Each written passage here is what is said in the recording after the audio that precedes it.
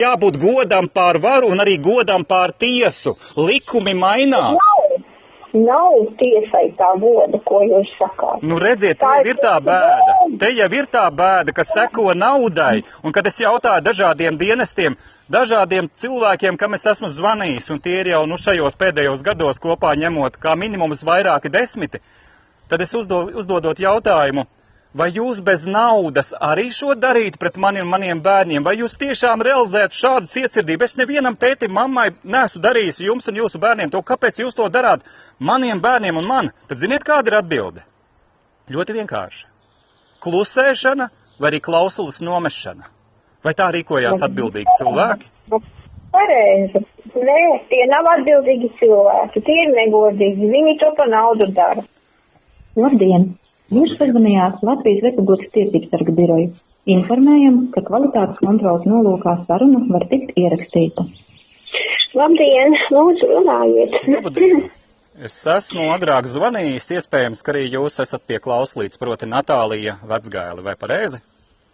Jā, es esmu. Nu, redz, es esmu pirms kāda laika, jau droši vien ilgāk, jums agrāk zvanījis, iespējams, pirms gada, varbūt pirms 2, varbūt pat vairāk. Tātad es tolaik zvanīju saistībā ar saviem bērniem, un arī šajā gadījumā zvanu saistībā ar savu bērnu meklēšanu, kur ir nolaupīti manā dzīvē, un līdz ar to es esmu savu bērnu dzīvē nepieejams 6. gadu. Tas turpinās no 20. gada decembra, varbūt atceraties, šī saruna mums bija agrāk, es par to jau stāstīju mazliet vai vairāk. Nu, diemžēl, vajag atgādināt, kas ir par notikumiem. Jā, tātad tie bija notikumi, kas ir saistīti ar daudziem mums visiem zināmo Covid afēras laiku, kad pret cilvēkiem tika safabricētas lietas. Manā gadījumā vērsās pret mani par to, ka es savu dēlu vedu uz dārziņu bez uzpurņa, jeb tā saucamās aizsargmaskas pēdiņās, un tā aizsākās lietas safabricēšana pret mani. Un pēc tam arī manu bērnu māte vērsās pret mani, jo viņai bija aizdomas, ka tā varētu būt pat fiziska vardarbība, ka es nelietoju uzpurni. Tieši tā arī tas tika dokumentā noformulēts, ka bērnu māte ir aizgājusi ar bērniem prom no atbildētāja, tas ir no manis, aizdomās par to, ka es varētu nest paaugstinātu inficēšanās risku. Un savukārt par emocionālo vardarbību iespējamo nosauc to, ka es uzpurņa nelietošanu no savas puses runādams tiešu valodu teicu, ka tas ir sadisms. Tas tika nosauts, ka tā ir uzpurnēna apvainošana. Lai kā viņi tur to formulēja, tas tā bija, dokumentā tas parādās. Un lūk, tajā sakarā pēc tam tālāk safabricēja lietu tik tālu, ka pat līdz šai dienai man ir liektas elementārās, tieši tāpat kā maniem bērniem, arī maniem tuviniekiem, saziņas un saskarsmes tiesības. Un tas ir nostiprināts šobrīd tik tālu, ka aizvedis ir līdz pat 2031. gada 4. februārim. Tātad no manu bērnu mūža lielākā daļa pēc šo te lēmēju un spriedēju prāta ir paredzēts, ka viņi neredzēs mani, nesatiks un es tāpat viņus. Vai tad tā nav cietsirdība, vai tā nav vardarbība? Tas ir daudz vairāk kā vardarbība. Tas ir daudz vairāk, tas ir ārkārtīgi pretiesiskums. Bet tas ir noticis. Jā, tā, es jums gribētu pavaicāt, jūs darījāt visu, lai to novērstu, jā? Bet es meklēju savus bērnus, es rakstīju dažādas iesniegumus dažādām iestādēm, institūcijām, taču es piedzīvoju savā dzīvē, diemžēl tā ir reālā prakse, atrakstīšanos, lietas neskatīšanu pēc būtības, un notika tā, ka mani apmeloja un atļāva tam notikt sākotnēji Jūrmalas tiesā Diāna Liepiņa. Pēc tam tas tālāk aizveda jau uz citiem līmeņiem, līdz pat apgabalu tiesai. Tas pēc tam tur tika arī pārsūdzēts, un ar katru nolēmumu tā par vien kaitīgāki apstākļi manu bērnu dzīvē un manā dzīvē, mūsu attiecību kontekstā. Bet īstenībā taču nekas nemainījās. Nemainījās. Tur jau tā lieta, ka no tā brīža, kad es meklēju savus bērnus, man ir bijusi saskarsme ar saviem bērniem. Tūlīt es pateikšu, atsevišķas epizodes, tas bija 20. gada decembrī, kad bērni, pēc tam, kad mani apmeloja iespējamā vardarbībā, tika atstāti pie manis, tātad neloģiskums. Tas ir no mātes puses un no viņas sabiedroto puses. Un tika provokatīvas situācijas veidotas, piemēram, tādas, kā bērnam pa nakti neļāva gulēt, spīdināja telefonu acīs, lai es kā reaģētu, lai būtu lietai materiāls. To darīja bērnu māte pret mani. Un tās jau ir nianses, bet pēc tam bija tā, ka nianses, jo spriedumi ir spēkā. Par to, kas tur, ko māte darīja, tam šobrīd vairs nav nozīmes, jo jums tie spriedumi nav jūs nevarat viņus pārsūdzēt, tikai saprotu, viss tur ir beidzies, tiesā. Nevar pārsūdzēt, bet redziet, te jau ir tas jautājums, kāpēc arī jums es zvanīju. Latvijā, tā saucamajā valstī, ir krimināla likums, un krimināla likumā, kad es tam, tā lūkojos cauri un iedziļinājos, es atceros, ka es uzgāju pāntu, kas ir man kā cilvēkam pašsaprotams, tas ir noziedzīga pavēle nav jāpilda. Un tad mans jautājums ir tāds, ja tiesa ir piedalījusies melotāju piesakšanā, jumtošanā, un ir tapuši nolēmumi un spriedums, kas pēc tam dienestiem dod opciju veikt vēl lielāku kaitējumu, tas ir pielīdzināms noziedzīgai pavēlē, līdz ar to jautājums. Es apzinos to, ka tas ir sarežģīts, un tai pašā laikā godīgiem cilvēkiem, manuprāt, tas nav sarežģīts. Vai ir jāpilda tāds tiesas spriedums, kas ir veidots uz melu pamata? Vai dienestiem tāds ir jāpilda? Tieši konstatējuši, ka tie meli nav, un likumā par tiesu vāru ir noteikts, ka tiesa nolēms. Tiesa izvērtē pierādījumus, vai tie ir meli vai nav meli, tiesa to izvērtē. Tiesa nav to darījusi. Tur jau ir tā lieta, piemēram, es jums varu pateikt ļoti tiešā valodā. Manas liecības, manas māsas Ilonas, kas dzīvo Dānijā liecības, manas mammas, vēl vienas manas māsas liecības, tāpat citu cilvēku liecības ir bezkaunīgi atmestas. Tad kā var izvērtēt pierādījumus, ja ir pieņemti tās puses, kas mani apsūdz un apmelo? Kāpēc neizskata tā saucamās abas puses? Tas nav jautājums jums, es te parādu problemātikas būtību. Es saprotu, bet jūs par to, ka tiesas spriedums nav pildāms, tas nav, jo tiesas spriedumam ir likuma spēks. Tur jūs neko nevarat izdomāt, ne no krimināla procesa, ne krimināla likuma izvilkt, nekādas tādas brīnumus. Tātad jūs ar to šādā gadījumā komentējot šo situāciju pasakat, ka esošie dienesti, vadoties pēc esošām regulām, paši nonāk pretrunā, jo viņi pildīs noziedzīgu pavēli, ja to spriedīs tiesa.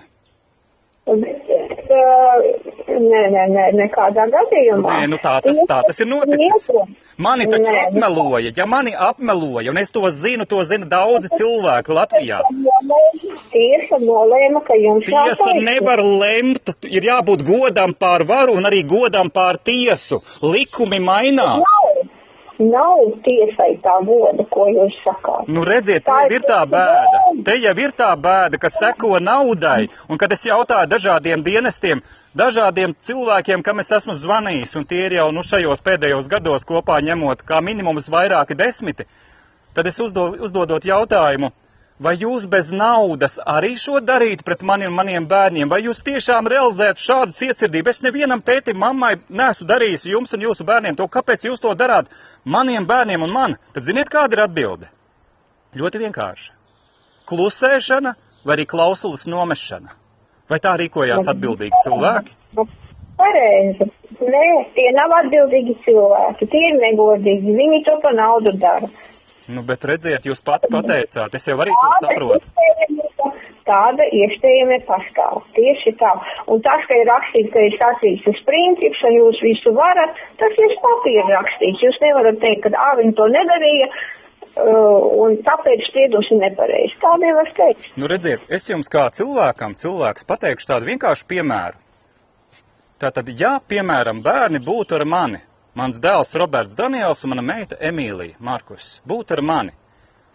Ja būtu situācija, kurā man būtu opcija, piemēram, šajā laikā, ka bērni dzīvot ar mani, es taču neliektu iespēju bērnu mātei satikt savus bērnus. Tad jautājums, kāpēc viņi taisa šo maigi sakot teātri, ka man liedz un maniem bērniem liedz to, ko nedrīkst liekt. Es bērnus nesitu. Es Kristīnai neesmu nodarījis tādu kaut kādu, nezinu, kādu pārestību, par kuru ir murgots tur dokumentos. Viņi nav pierādījuši pat tajos. Jā, viņi to ir pierādījuši tiesvedībā. Saprotiet? Viņi nav pierādījuši, jo manis tur nebija klāt. Tajā laikā, kad bija, saprotiet? Jā. Viņi nav pierādījuši, viņi ir nopirkuši to.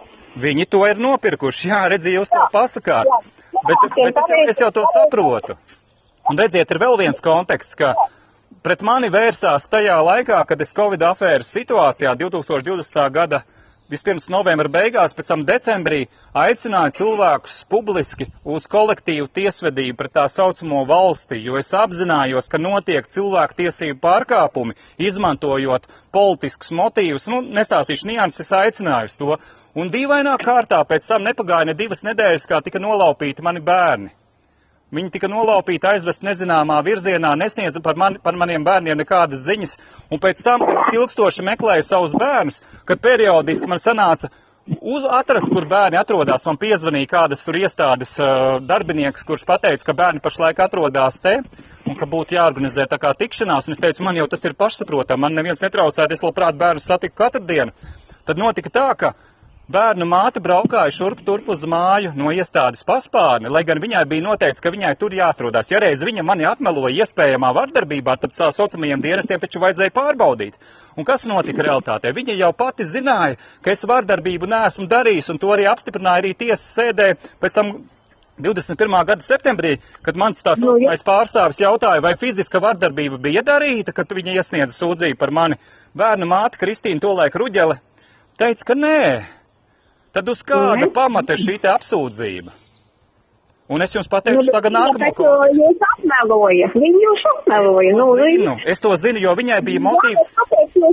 Kāpēc jūs domājat, ka tiesa vienmēr ir taisnīga? Es taču neteicu, ka es domāju, ka tiesa ir vienmēr taisnīga. Es jums zvanu, jau pateicu kāda jautājuma sakarā, ka notiek noziedzīgs nodarījums, un jūs jau arī atbildējāt ar savu attieksmi un atbildi, ka te ir dilemma, ka viņi ir sprieduši, respektīvi tiesa, un savukārt dienesti dara to, ko viņiem liek, nepārbaudot pat, vai tā ir patiesība, vai cilvēks tiek apmelots, un tas ir netaisnīgi. Jums ir atņemtas aprūpes tiesības, jā? Saskarsmes tiesības, viņi pat apsvēra domu, man tās liek uz visu mūžu. Saprotiet, kāda neiedomājama cietsirdība. Ja likums atļauj, tas dokumentos figurē šī gada 26. gada 4. februāra dokumentā spriedumā, ja likums atļautu, tad viņi atņemt man uz visu mūžu, taču likums diemžēl neatļaujot. Apmēram šāds formulējums. Kādu visu mūžu? Bērni ir tikai līdz 18 gadiem. Par ko mēs runājam? Mēs jau runājam par to, ko mēs runājam. Jautājums, par ko viņi runā, ko viņi iedomājas. Tas taču ir absurds, ko viņi domā, tas ir vienalga. Bet jums... Tiesa spriedus, saprotiet? Jūsu pašu arī pieminētā tiesa, kura lemj, spriež, un it kā tad nav variantu. Nē, tā nedrīkst būt, ka cilvēku apmelo, un tad cilvēku pēc tam vēl soda par to, ka ir apmelojuši. Jā, bet jūs jau varat mēģināt nevis pārsūdzēt šo spriedumu, kas nav pārsūdzams, tikai saprot. Nav pārsūdzams, nē. Jā, bet atjaunot. Jūs varat prasīt, atjaunot jums saskarsmes tiesības. Nu, ko nozīmē prasīt, atjaunot saskarsmes tiesības manā situācijā? Manā situācijā man tas nav iespējams, jo man taču ir viņi uztaisījuši ar safabricētu. Saprotiet, es uzreiz pateikšu, lai jūs zinat, jo savādāk jūs zaudēsiet savu laiku, un es līdz ar to arī savu. Lieta tāda, ka viņi jau safabricēja lietu tik tālu, ka uz manu dzīvi radījuši tādas sekas, ka man ne tikai kontā ir ierobežojumi, ja, tur uztaisījuši bloķētu, ja, bet viņi ir uztaisījuši arī tādu opciju, ka mani vajā. Viņi grib iesēdināt mani cietumā par to, kas ir noticis, par to, ka mani apmeloja, par to vēl grib mani sodīt šādi. Bet par ko tad jūs apmelot, par to, ka jūs nelikāt to... Jā, tas bija sākotnējais, un pēc tam tas pārtapa tajā, ka es, piemēram, faktiski turpināju meklēt savus bērnus, bet man tika piesiets tas, it kā es būtu, ko viņai nodarījis. Un jo kurš moments tiek izmantots pret mani tā, lai arī jūs zināt, pateikšu ātri. Tad jums nevajag saskarsmes tiesības, jums jau vajag ar bērniem. Nu, bet tur jau tā lieta. Nu, bet tad par ko tad, kādu jūs to... Bet tur jau tā lieta, ka viņi pārliek akcentus negodīgi un cenšas parādīt, it kā es vajājot bērnu māti. Nē, es viņu nevajāju. Konteksts attiecībā uz viņu ir arī vēl tāds, ka viņa tajā laikā, kad bija Covid afēra, atrada opciju realizēt ilgstošo savu negodīgās sievietes dzīvesveidu. Nu, jūs saprotat, ko es ar to saku. Viņa bija izpostījusi Kaspara Kārkliņa dzīvi, ja, man zināms cilvēks mūziķis, Ogres pusē dzīvojošs. Un pēc tam izpostīja manu ģimeni, lai varētu legalizēt savu ilgstošo šo te netīro dzīvesveidu. Un tas bija viņa motīvs izmantot tieši šo te trauslo Covid afēras laiku, jo tad cilvēku tiesības tiek, īsti sakot, ignorētas. Nu, tātad saskarsmes tiesības jums nav ar sievu, bet kā ir ar bērniem? Bet es taču neprasu, man nav nekādas attiecības vajadzīgas ar bijušo, kas attiecās uz bērniem. Es ar bērniem labprāt pats satiktos, sazinātos, tā kā agrākos laikos, kas bērnu dzīvē bija manas meitas gadījumā pirmie 4 nepilni gadi un dēla gadījumā pirmie nepilni 6 gadi. Bet kur jums ir spriedums par bērniem? Nu jā. Par bērniem tieši, jā? Es jau par to arī saku. Uz kādu termiņu ir noteikts termiņš? Jā, es pateicu līdz 2031. gada 4. februārim, kas ir nepieļaujami. Kāds spriedums ir nepieļaujams, tā ir jūsu viedoklis. Bet ko ar to darīt? Paga, es tomēr jautāšu. Tas ir viedoklis katram savs, bet šis ir par stāstu par reālām ciešanām. Vai tad es citiem cilvēkiem esmu to darījis, ko dara pret mani? Atbilde ir nē. Tad kāpēc dara to pret mani? Kāpēc tik cietsirdīgi dara to pret maniem bērniem? Es zinu, ka jums nav jāatbild uz šo jautājumu, bet tiem, kas to darīja, būs par to jāatbild. Jā, viņiem būs par to jāatbild, tas ir 100%, bet ne jau tiesa viņus tiesās. Ne jau tā paša tiesa. Kurš tiesās pašu tiesu? Ne jau tādi paši pērkami tiesneši. Par to arī runa. Ne jau tiesās. Viņi citādi cietīs. Mums taču jāsaprot, kur jūs dzīvojat. Bet es taču arī saprotu. Es taču saprotu, kur es dzīvoju. Jā, tā kā tur nav ko cerēt uz kaut kādiem labākiem tiesnešiem vai labākiem tieši izpildītiem vai policistiem vai prokuroriem. Uz to taču nevar cerēt. Bet es taču arī neceru. Es jums zvanu ne tāpēc, ka es loloju viltus cerības. Jums zvanu kā cilvēks cilvēkam, kuram agrāk es biju piezvanījis. Mēs bijām, cik es atceros, runājuši. Un arī šī ir viena no tādām epizodēm, kurā mēs sarunājamies. Šis nav stāsts par to, ka es tagad kādas tur cerības lolotu. Nē, es pastāstu, kas notiek, lai cilvēki katrs savā sirdsapziņā pats, domādams ar savu galvu, saprot, kas notiek, un ka tas var kādreiz sasniegt arī citas ģimenes. Jo, ja to dara pret mani, maniem bērniem, tad to kādreiz var izdarīt arī pret kādu nākamo. Un tas ir nepieļaujami, tāpēc es pabrīdinu. To var izdarīt pret viņiem arī. Kā lūdzu? Viņi var ciest arī savādākā veidā. Man nav mērķis izsaukt viņu ciešanas. Man nav mērķis panākt to, ka kādam tiek atdarīts tas, kas man tika darīts. Viņi saņems to, ko viņi saņems, bet es viņiem neko tādu nevēlu un neplānoju. Bet kāpēc viņi turpina kaitēt? Lūk, tas ir jautājums, protams, viņiem. Bet jautājums ir tiešām, par ko, kādā veidā viņi turpina, kas notiek. Jūs teicāt, ka nevarat, tāpēc, ka jums kaut ko nodara, bet ko tad jums nodara? Jums ir kriminālā brīvība. Es jums varu pateikt tiešā valodā, kā jau mēģināju to darīt iepriekš.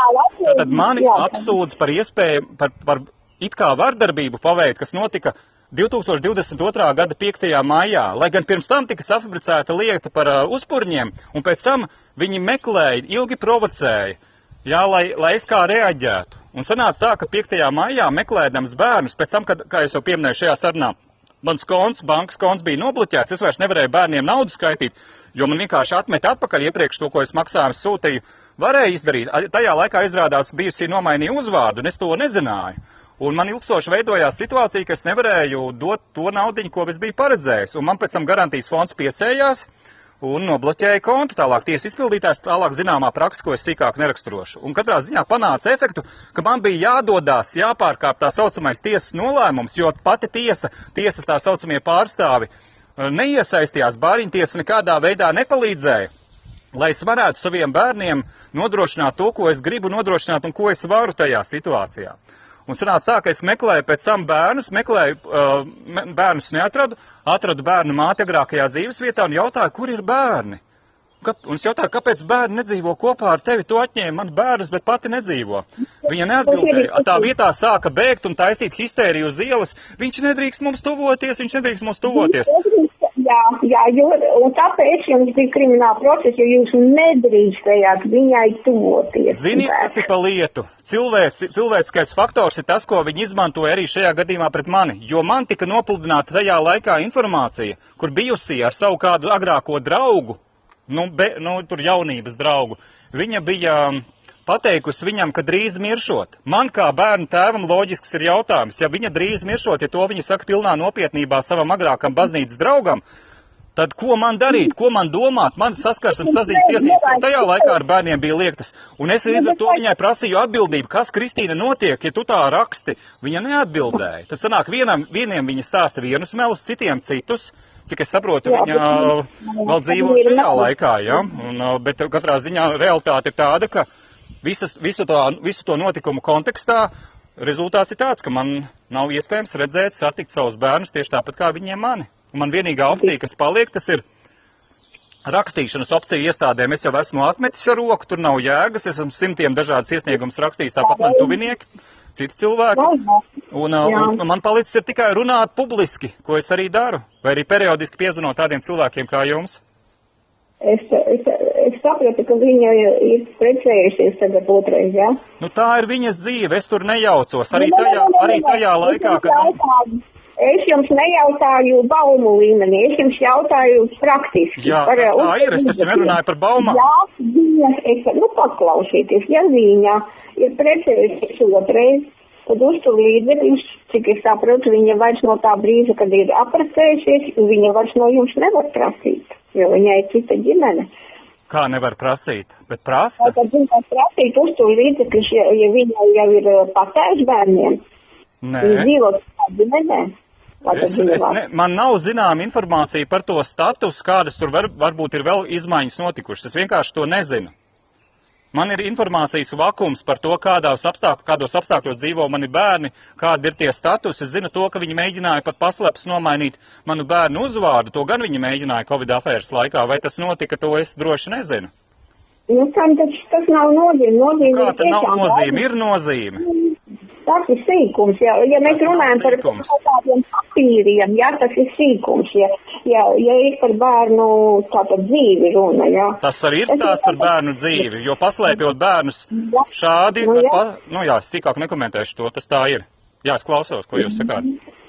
Man liekas, ka tā tas ir, ka ja viņi ir uzsākuši ģimeni ar citu cilvēku, jā, un tas arī, teiksim, ja tēvs paņem bērnus un apprecās, viņš nevar no mātes prasīt alimentus, jā, prasīt. Bet ja es savu bērnu tēvs, es tātad gribu par viņiem rūpēties, tad kādas man ir opcijas to darīt, ja es to nevaru darīt? Pirmkārt, kā es teicu, nesatieku, otrkārt, man nav iespēja parunāties pat, un treškārt arī jautājums, kam man skaitīt naudu? Ja dara šādas darbības pret mani, un es vēl nezinu, vai bērnu labā šie resursi tiks izmantoti. Kurš to pārbaudīs? Jūs varat visu izdarīt ar notāru palīdzību. Nevar izdarīt ar notāru palīdzību. Es jau teicu, ka man šajā situācijā režīms vajā, tur, kur es parādos, mani vajā pat veikalos, mani vajā pa ielām, manus radiniekus arī vajā, ierodās viņu darba vietās, tātad es esmu meklēšanā. Nu, kā izpaudās pie notāra jūsu vajāšana? Pie notāra.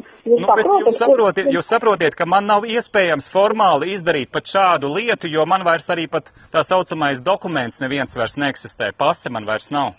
Pēc tā laika, kad man vajāja, man vairs nav iespēja sakārtot to, ko es agrāk varēju vienkārši sakārtot.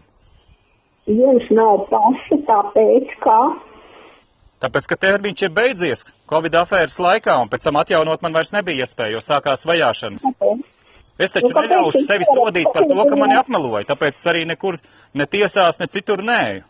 Es neklanīšos nevienu noziedznieku priekšā, nevienu apmelotāju priekšā. Tas nenotiks. Es nevienam režīmam neesmu izkalpojies un neizkalpošos. Bet es nesaprotu, kā jūs varat bez pases dzīvot vispār. Nu, tas man nav svarīgi, priekš kā man pase vajadzīga. Ja mani bērni nolaupīti, man nav vajadzības nekur ceļot, man nav vajadzības nekur vairs braukt. Es rūpējos par to, lai satiktu bērnus. Tā aizrita mana dzīve ikdienā, kur es savās domās, vēstījumos, vēstures aprakstos un tā tālāk esmu uz to koncentrējies. Jūs taču nevarat bez pases panākt to, lai jūs varētu satikt bērnus. Tas arī parāda to, kā ir uztaisīta fiktīva valsts, kurā kaut kāds dokumentu burbulis radīs ilūziju, ka tas vai tas cilvēkam piešķir tiesības uz pašsaprotamo taisnīgumu. Nē, tā nedrīkst būt. Un es, Mareks Margus, ar savu dzīvi esmu arī to pierādījis un ar šo te komunikāciju ar dažādiem dienestiem, ka viņiem nav goda. Mēs arī šajā sarunā šo aspektu pieminējām. Viņiem nav goda. Viņi nezina, kas ir gods un sirdsapziņa pār varu. Viņi dara, ko viņiem liek. Un tā jau ir tā bēda, kas noved situācijā, proti pie cilvēku neaizsargātības stāvokļa. Cilvēki netiek aizstāvēti taisnīgi. Kam ir vairāk naudas, tas arī panāk, pēdiņās teikšu, taisnību. Taču tā nav taisnība, tā ir korupcijā izzīsta. Korupcijā izzīsta spriedumi. Ko jūs sakāt? To, ko jūs teicāt, ka tam, kam ir vairāk naudas, tas panāk, visu to jau zināt, mēram cilvēki, 20 gadu vecumā jau uzdien. Tas ir skaidrs. Nu redz, un vēl viens moments ir, šis te moments, kas aizsākās ar to masku jautājumu, kāpēc, es to esmu pastāstīšu arī, tam jau pieslēdzās arī tāda sieviete kā zvērināta advokāta Aneta Rubene, un zīmīgā kārtā pieslēdzās tieši viņa, proti cilvēks, par kurā viņas un viņas sabiedroto noziedzīgiem nodarījumiem es iepriekšējos mēnešus biju runājis savos vēstījumos. Un tad dīvainā kārtā viņai bija motīvs pieslēgties manai lietai un man kaitēt, fabricēt lietu, apmelot. Viņa to darīja. Jo, ko es darīju no savas puses agrāk? Es tātad biju rakstījis par Zoltūdas traģēdijas, gan jau jūs atceraties šo notikumu aizkulisēm, un biju sazinājies ar dažādiem šiem te izdzīvojušo radiniekiem, cietušajiem, un noskaidrojis to, ka viņi ir vīlušies tajā, kāda palīdzība viņiem ir sniegta no Alda Gobzeme un zvērnātākas advokātes Anetas Rubenes un pārējo iesaistīto puses. Un tad, lūk, šajā sakarā es cilvēkus iztaujāju, izgaismoju šo, un nepagāja neilgs laiks, kā pieslēdzās manai lietai Aneta Rubene Covid afēras laikā. Viņa pati, cik es saprotu, uzmeklēja Kristīni, manu bijušo, un veica tās darbības, ko viņa veica. Nu, kāds tam sakars ar to te nelaimi, kas notika? Nu, kāds sakars? Sakars ir tāds, ka tas varētu būt atriebības motīvs, jo viņai tas neglaimoja, tas, ko es paudu. Nu par to, ko jūs domājat, kad viņi ko es vienkārši domāju, bet ko es atklāju. Es atklāju to, ko nerakstīja mēdī. Jā, cik tad Gobzemes palīdzēja. Pārējie nepalīdzēja. Tas ir propagandas mēdījos parādīts, ka viņš tur palīdzēja. Nē. Tā nebija. Tas nebija ne tuvu viennozīmīgi. Nav taisnība, jo pārējiem nepalīdzēja vispār nekā. Viņi palīdzēja selektīviem, lai izskatītos, ka ir palīdzēts, bet nepalīdzēja katram, kas tur ir reāli cietis. Jā, tiem, kas piekrita uz vienošanos, tiem tika palīdzēts. Kas nepiekrita uz vienošanos, tiem nekas netika palīdzēts. Īsos vārdos sakot, tika aiztaisītas mutes ciet arī tiem, kuriem tika palīdzēts formāli. Ar naudu aiztaisīja mutu ciet. Tur nav runa par taisnīgumu. Viņi jau prasīja tikai naudu. Nu, bet redziet, te jau arī parādās šī te amorāle, kādā mēs arī... Viņi prasīja miljonus, bet dabūja tie, kas piekrita saņemt mazāk, tiem iedeva to, kas mazāk. Tie, kas prasīja miljonus, nedabūja neko. Redziet, aizkulisēs tomēr ir savādāk. Tur nav runa par miljoniem, tur nav pat runa par 100 000, nē. Tur ir runa par to, ka par cilvēkiem paņirgājās pat šie te aizstāvi, kuri noveda līdz situācijai, kurā bija cilvēki, kuri pateica, nē, viņi neļaus par sevi ņirgāties vēl vairāk. Jā, labi, tās ir blakus nianses, bet tās ir būtiskas. Jā, viņi domāja, ka viņiem vajag vairākus miljonus, un viņi neļauj par sevi ņirgāties. Nē, tur nebija par miljoniem. Tiešām tur nebija par miljoniem. No tā, ko man pastāstīja, ja vien šī informācija ir korekti sniegta un atspoguļot no man zināmā cilvēku puses, tad tur nebija runa par miljoniem. Tas masu mēdīju uzpūta to, ka tiek prasīti miljoni. Tie ir meli. Tie ir bezskaunīgi meli, cik es zinu. Materiāliem to visu, tā kā nevajag. Es zinu no lietas materiāliem, nevis no pļāpām. Lietas materiālos var arī ielikt melus. Es to zinu no savas pieredzes, ka, piemēram, man arī apmeloja tajās darbībās, ko es neesmu veicis. Nē, tur, kur ir runa par cipariem, tur nevar apmelot. Nu, kā tad nevar? Kā tad nevar? Mani, piemēram, arī par cipariem ir apmelojuši, bet tās jau ir blakus tēmas. Nē, tur ir rakstīts, ka man cipars, kas tas par apmelošanu. Tur tas ir redzams, cik ir vinnēts, vai ne? Bet jūs taču saprotiet, ka var jebkuram cilvēkam piedēvēt, vai tas ir cipars, vai tas ir kāda darbība konkrēta, var piedēvēt, bet cilvēks to varbūt pat nav darījis. Arī tāda iespējamība pastāv. Es to zinu no savas pieredzes, kā fabricē lietas, tāpēc šo pieminēju. Viņam ir piespriesta nauda. Ko viņš nav darījis? Un cilvēkam ir piespriesta nauda, viņam piešķirta līdzekļi, nu kas tur par apmelošanu, kas tur par darīšanu, nedarīšanu. Nu, redziet, es jau pateicu kontekstu. Tātad masu mēdīja atsevišķās vietnēs tolaik pauda, ka cilvēki prasot miljonus. Jūs sakāt, ka jūs redzējāt dokumentus, ka tiek prasīti miljoni. Pieļauju, ka jūs redzējāt to, ko jūs arī sakāt. Es šos dokumentus neredzēju, taču man bija saruna ar cilvēku, kas tajā visā bija iekšā līdz ausīm. Un kurš pauda arī ko citu un teica, ka tas, kas ir papīros, neatbilst patiesībai. Jā, kas bija patiesība prasītāja pusē, jā, un nevienai, jā. Jā, nu jā. Nu jā, tādu cilvēku tā, bet es... Bet katrā ziņā tas nemaina to faktu, pat neiegrimstot papildus niansēs, tas nemaina to faktu, ka Anita Rubena no tā pulciņa zvērnāta advokāta pieslēdzās manai tā saucamai ģimenes lietai, un ir, kā dokumentu to liecina, ņirgājusies par mani un maniem bērniem. Viņi, piemēram, pat tajā situācijā, kas vispār neatiecās uz manām attiecībām ar bērniem, atļāvās pat paņirgāties, izmantojot manas bijušās vārdu, pateikt tādus vārdus, ka es esot galvu sasits. Tā arī ir noformulēts. Tie pirmkārt ir meli, un otrkārt ir izmantota bezkaunīgā veidā epizode no manas bērnības, kurā es 2. klasītes laikā daudzoties ar puikām meitenēm klasē, ieskrēju galda stūrī ar degunu, sasitu tur nāsi, no kā man es ieguvu elpošanas defektu uz visu mūžu. Vai tad tā nav ņirgāšanās par mani pateikt, ka deguna vietā, kad es sasitu, ka es esmu sasitis galvu? Ir atšķirība vai nav? Protams, ka ir, tad kāpēc šāds formulējums? Tas ir, lai paņirgātos, un to darīja Anita Rubena. Un šis ir tikai viens tāds mazais no piemēriem. Ir arī citi bezkaunīgāki vēl veidi, kā tas tika darīts. Piemēram, jums pateikšu, Kristīna Ruģēla Kārkliņa, viņas uzdevumā zvanīja man, es to vēlāk pēc tam noskaidroju, kāpēc tas tika darīts, bet, pastāstīšu būtību. Viņa zvanīja it kā man, bet zvanīja, nevis gluži man, bet mammai, lai pateiktu kādu labu jaunumu slaps pēdiņās, tas bija 21. gads, ja es pareizi atceros, ka Marekam varbūt atsūtīs arī kādu bildi ar bērniem vai kādu video, ja viņš ies ārstēties psihienē. Tad jautājums, kas tas ir? Kas tas ir, ja šādi izturās?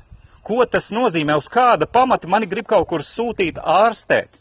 Man nav jārastējās par to, ka es runāju patiesību. Es zinu, kas ir patiesība, kas attiecās uz noteiktiem notikumiem. Es nezinu patiesību absolūtā nozīmē. Es esmu vienkārši cilvēks, viens cilvēks to nezinu, tas ir skaidrs.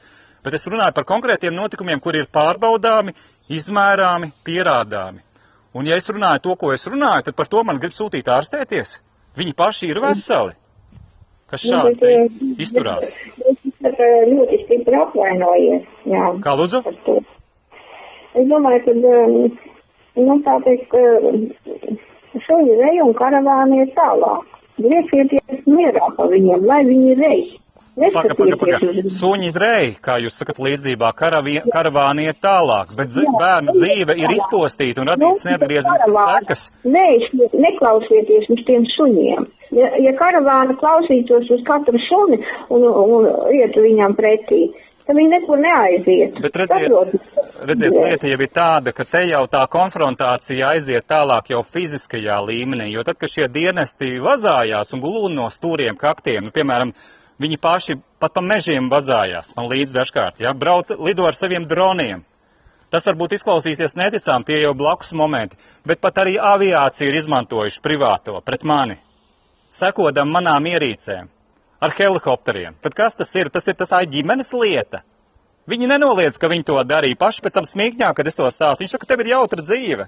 Priecājies par to, ņirgādamies pa telefonu man pasaka dažs. Tad kas tas ir? Tad vēl aizsājiet, kas tas ir, bet nerunājiet par to. Nē, kā nerunājiet? Es jau runāju par to. Kā savādāk uz to reaģēt? Klusēt? Nē, es neesmu no tiem, kas norīs krupi, nē. Es esmu cilvēks un zinu, kas ir gods. Tā ir fantāzija. Kā lūdzu? Godu prasīt no citiem, Es jau no citiem neprasu to, ko neprasu no sevis. Es zinu, kas ir gods, un ja cilvēks ir godīgs pret sevi, viņš arī godīgs pret citiem. Un ja viņš tāds nav, tad arī pret citiem viņš ir tāds. Jā, bet no tiem, kam nav, jūs taču nav ko prasīt, protams. Es to ļoti labi apzinos, tāpēc jau viņi arī ņirgājas. Tāpēc jau viņi arī ņirgājās, ka viņu reakcija tādās situācijās, kad no viņiem prasa atbildīgu attieksmi, ir hihihaha līmenis. Jā, labi, lieku malā šo Bet jūs sadzirdējāt, es domāju, arī šo te problēmas būtību, ja proti par ciešanām, kas ir nodarītas bērniem, protams, arī maniem tuviniekiem. Un šis te spriedums, kas ir nepieļaujama darbība kopums, kā var atņemt bērniem no viņu dzīves. Es, tad, kā jau teicu, pēdējo reizi savus bērnus ar bērniem pavadīju laiku kopā, kad vēl bija Covid afēras laiks pirmo posmu 20. gada, tajos mēnešos līdz apmēram novembrim. Un pēc tam sākās tie notikumi, par kuriem jau es esmu pastāstījis. Tad sanāk tā, mana meita man ir satikusi viņas dzīvē tikai tad, kad viņai sanāk tā, oktobrī bija palikuši 4 gadiņi, viņas dzīves 4. gada 2. vai 3. mēnesī sākās šī te traģēdija. Manam dēlam savukārt tolaik bija 6 gadi. Jā? Tad cik daudz viņi no manis atcerās par manu dzīvi, par mums, par mūsu attiecībām. Es biju saglabājis arī, piemēram, tādā vietnē kā Emīlijas darbi un nedarbi, tolaik vēl, kad nebija šī traģēdija ģimenē notikusi. Es biju saglabājis kādas atmiņas no manām attiecībām ar bērniem. Un tad, tur gan tas ir tikai tajos pirmajos materiālos redzams, ja pēc tam jau es liku citus materiālus arī, kas nav saistīti tieši ar ģimeni, tur vairāk mūzika, tās nianses, bet tur arī parādās, kas attiecās uz attiecībām ar bērniem, kādas tās bija ikdienā. Un tā kā, piemēram, bērna mātei bija komunikācijas problēmas ar cilvēkiem kopumā, ieskaitot arī ar bērniem, tad es no savas puses arī pat tajos video nevienā mudināju bērnus pateikt arī, ko mammai, ko mēs ierunājam savā starpā, ko darām, kā rosamies, kā radošos darbiņus veicam, kā pie dabas esam un tā tālāk, lai viņai būtu vieglāk. Un sanāk tā, ka rezultātā pēc manas kopdzīves ar manu bijušo, viņa pasaka, ka es ar bērniem esmu tikai spēlējies. Jūs saprotiet, kā arī izpaudās šī netīrā provokācija no viņas puses un meli, ka pēc visa tā, ko es reāli patiešām biju darījis, viņa vēl atļāvās paņirgāties par mani, ka es tikai spēlējos ar bērniem. Bet jūs ar viņu esat izšķīries, un viņa ir panākusi to, ka saskarsmes tiesības nav ar bērniem. Viņa to panāca tāpēc, ka izmantoja likumu, kas jaunais mums ir jā. Nevis likumu, bet nelikumību. Covid afēras laikā nekādi likumi nestrādāja. Atskaitot represiju likumus. Strādāja ļoti labi, viņi to izmantoja par saskarsmes tiesībām. Jums tad nav atņemtas tiesības, principā, kā tēvam, jā. Kā tad nav, tās ir atņemtas? Aizbildnība arī jums atņemtas. Viņi tur organizēja, viņi ir tik ļoti, tautas valodā runājot, samukļījuši tos dokumentus, ka man īsti nav galīgi vēl skaidrs, ko vēl viņi man ir atņēmuši, bet es zinu to, ka reālajā praksē saziņa saskarsme ar bērniem nav, un tas jau arī izsaka būtību. Un tas notiek gadiem šādi. Bet viņi neatņēma bāriņties, taču nebija. Bāriņties taču arī iesaistīti līdz ausīm, Jūrmals bāriņties, Olita Balčūna, Andersona un pārējās. Tā ir, tad viss ir sakārtots tā, ka jūs neredzat. Bet, protams, un tur cits pār citu viņi piebalso, kā tajā Kailā karaļa stāstā, ka viņu karalis esot apģērbs krāšņākajās drēbēs, un viss par sliktu man un bērniem, es nepārspīlēju, viss par sliktu man un bērniem. Bet kas tā, vai tāda ir godīga cilvēka? Protams, ka nē, tā ir tāda, redziet, te jau ir tā situācija, kur, piemēram, es pateikšu tādu mazu atkāpīt šajā kontekstā. Es agrāk biju cilvēks, kas savā naivumā uzskatīja, ka mums ir sava valsts, kuru jāsargā un tā tālāk, un ar tādām domām tā kā augu un dzīvoju. Un kad es piedzīvoju šo te ņirgāšanos pēc daudziem gadiem, pēc tam, kad es biju rūpējies par daudz citu bērniem un ģimenēm, strādāju sporta jomā, tāpat arī nometes pārgājienus, organizēju laubraucienus un tā tālāk, kultūras pasākums, nestāstīšu visas detaļas. Daudz gadu garumā es to darīju. Tad pēc tam, kad nāca manā dzīvē mani bērni, tad par mani paņirgājās šādi. Kāpēc viņi to tā darīja, to es nezinu, bet es redzu to, ka viņi visbezkaunīgākajā, ciniskākajā un cietsirdīgākajā veidā sita tieši tur, kur visvairāk sāpētu, proti saistībā ar bērniem. Bet kas tā dara, ja ne maitas? Un tāpēc es tādās situācijās nekautrējos lietot to vārdu, kas nekādi neatiecās uz Latviju, bet attiecās uz kaitēkļiem, kad saku vārdu latvāņi, kas kaitē, kas patiešām kaitē. Jo ko gan nozīmē, ka cilvēks, kuram ir iespēja izvēlēties vispirms nekaitēt, vismaz kā minimums nekaitēt, ka to dara un dara atkal un atkal. Vai tad tā nav apzināta tīša kaitniecība, ja atkārto tādas pašas darbības un vēl ļaunākas? Mēs jau atbildi saprotam. Nu, protams, nu, ko jūs gribat, lai visi būtu labi apkārt. Nu, nav viņi labi, jā. Nav. Nē, nav runa par manu gribu, bet tas minimums vispirms nekaitēt. Kāpēc tas ir tik sarežģīti viņiem? Lūk, tas ir arī tāds dīvains, varbūt jautājums, bet jautājums vietā. Kāpēc viņiem ir tik sarežģīti nedarīt sāpes citam? Kāpēc viņiem ir nesaprotams tas elementārais pamatprincips nedari otram to, ko negribi, lai tev dara? Kāpēc viņiem ir tik sarežģīti? Viņi nav izauguši, nav nobrieduši, viņi ir infantīli, vai kā to saprast? Jā, viņi ir degradēti. Nu, redziet, jūs pateicāt šo atslēgu vārdu. Diemžēl tas ir arī mans secinājums. Degradētība. Tas ir pamatcēlonis, kāpēc viņi izturās tā, kā izturās, un kāpēc viņi citiem dara to, ko citi viņiem nav darījuši. Es pat domu līmenī neesmu gribējis to darīt, ko viņi man ir piesējuši. Man pat, piemēram, tajā situācijā, kad bija jau pieminētā Covid afēra, piesēja bumbuļus par to, ka es gribot it kā savus bērnus un bijušo nolaupīt un izvest uz Zviedriju. Iedomājieties, kāds absurds, pateikšu īsumā to niansīt. Sanāca tā, ka es tajā laikā, kad bija aktivizēts pa jaunam uzpuļu režīmu 20. gada oktobrī, es piedāvāju savai bijušai piedāvāju opciju. Man ir radniecība ar Zviedriju. Es teicu, es varētu sazināties ar vēstniecību un šo te sarežģīto laiku varētu pārdzīvot tur, jo tur tas masku režīms nav un varētu būt līdz ar to vienkāršāk.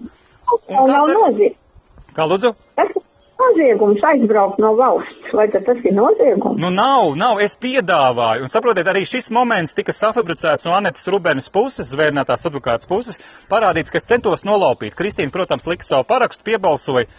Tad jautājums, kā izpaudās tā nolaupīšana? Vai tajā, ka es piedāvāju to kā variantu, ka varētu braukt projām, lai būtu mierīgi bērniem un arī mums pašiem? Vai tas ir noziegums? Taču nē. Tad kāpēc tika salikt akcenti tā, lai mani apmelotu? Tas ir viņiem zināms. Nu, bet jūs gribējāt ar visu sīvu braukt prom, vai ne? Es piedāvāju variantu. Ja būtu pateikt atbilde nē, tad arī nebrauktu. Protams. Nu, jā. Tur jau tā lieta. Tas viss tajā procesā, kas jau ir beidzies. Jā, tas process ir beidzies, bet sekas ir palikušas un ar tām ir, kā jātiek galā. Labi, es nekavēšu jūs vairāk, paldies arī par šo sarunu. Redziet, tādā situācijā dzīvojam un paldies, ka arī jūs, neliekuļojat, kā minimums neliekojat un saucat lietas vārdos, kā jums tas dots. Protams, ka dažu brīdi jūs arī paudāt šo te domu, ka tiesas spriedums tur, kāds viņš ir, tur neko nevar mainīt. Es tomēr teikšu tā, ka gluži tā nav, ka nav ko mainīt. Jo tomēr, redziet, mēs jau paši mainām to politiku, jeb attiecības, kādas ir nodibinātas un kādas ir ieveidotas gadiem. Ja cilvēki klusē, kā teikt norīk rupi, tad arī paliek tas ļaunums arvien ļaunāks. Bet ja cilvēki pretojās vardarbībai, tad ir iespēja ko mainīt. Un šis nav stāsts par to, ka es tur gribētu mainīt citus. Nē, es pirmkārt sāku ar sevi. Un ja citi cilvēki, katrs arī strādātu ar sevi, ko es arī nevaru gaidīt un nevaru prasīt no citiem, tā ir katra paša izvēle. Bet taču tīri teorētiski, ja to cilvēki darītu, būtu vieglāk saprasties cilvēkiem savā starpā. Taču, kā jau jūs pieminējāt iepriekš šo atslēgvārdu degradētība, tā ir problēma. Cilvēki ļoti daudzi izvēlās vieglāko ceļu, nestrādāt ar sevi. Jā, tā viņiem vieglāk. Jā, diemžēl. Bet, paldies jums par sarunu. Un taisnīgi meklējot, es arī šo sarunu šobrīd noslēgšu, lai arī taupītu jūsu laiku. Un savu, protams, arī. Jā, paldies. Paldies par sarunu. Ar labu dienu. Paldies.